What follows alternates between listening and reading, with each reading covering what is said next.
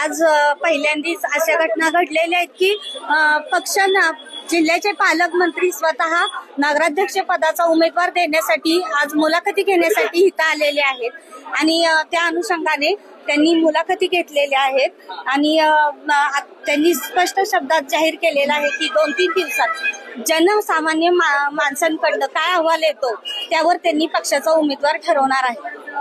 गेले 7.5 वर्ष आपण होता नगराध्यक्ष, आता पुन्हा पण इच्छुक आहात, तर काय वाटतं संधी मिळेल, पक्ष संधी दिला असं वाटतं? नक्कीच मला असं वाटतंय, कारण गेले 7.5 वर्ष आम्हाला भाजपनं शहराच्या विकासासाठी भरपूर निधी दिलेला आहे, कोणताही हात आकडता न घेता, आणि त्याच्याच आधारावर भरपूर शहराची कामंही झालेली आहेत आणि 7.5 वर्षाचा अनुभव बघता, काम बघता पक्ष मला नक्कीच संधी देईल अशी अपेक्षा आहे. प्रणिती बालकेंना संधी दिला जाणार असं बोललं जातं, त्यांचं तुम्हाला आव्हान वाटतं? आव्हान कोणाचं का वाटावं, आपलं काम बोलणार आहे. माणसांच्या मनात आपण किती आहोत हेही आपल्याला आजमावण्याची ही संधी आहे.